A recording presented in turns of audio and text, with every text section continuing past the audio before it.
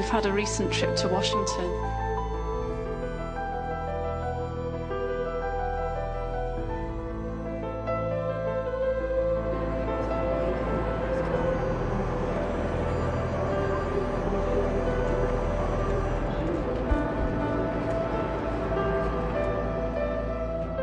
Go this far and be kind of the figurehead for trying to change things. Why are you doing that?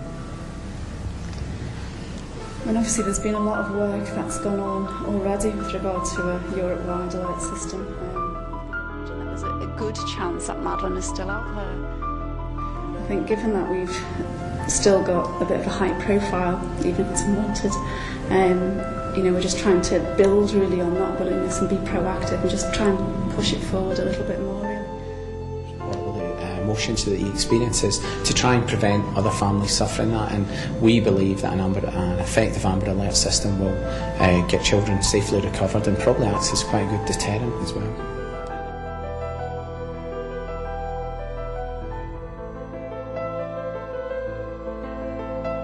Directly about trying to find Madeleine, and then we've got this is what I would call as a campaign for change, and we're part of that coalition, and different bodies, depending on who they are happy to use the media profile which is still focused on us to help push the agenda, and we're very, very happy to be used in that way.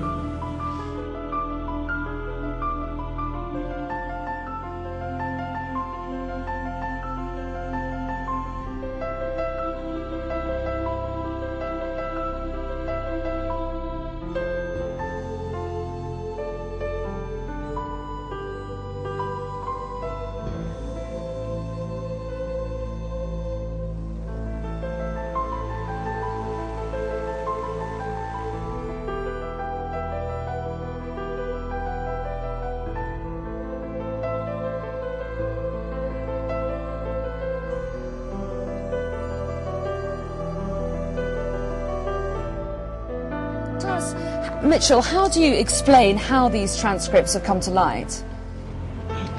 Good morning. I think you need to ask the Portuguese police that, not me. We, Kate and Jerry, their friends, have abided by the very strict Portuguese law of judicial secrecy by not commenting on any material in the police file. Walking across the top of the road, so I was a reasonable distance away from them. Questioning their suitability as parents. It is shameless, it is brazen, and it is also very cack-handed. Interviews here, off they go again. It's the same. It suggests that the children, Madeleine was unhappy about being left the night before she disappeared, and then Kate and Jerry chose to leave the children the same way that next night. That is one interpretation. Let me put it in context.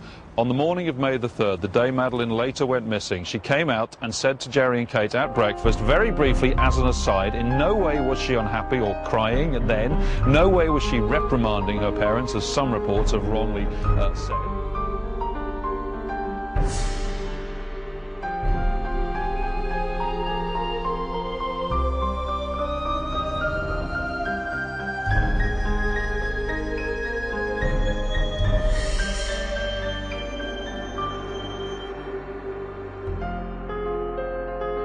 Rachel Oldfield, one of their friends, was in the apartment next door, in the room adjacent to Madeleine's bedroom. She too was there all evening and heard no crying through the wall.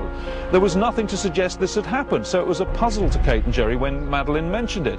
They tried to question her about it, and she just walked off laughing, happy. She was a child, and so she dropped it. Now they, of course, had a serious discussion about what had possibly gone wrong, and they decided to check her more thoroughly that next night, and that's what they did.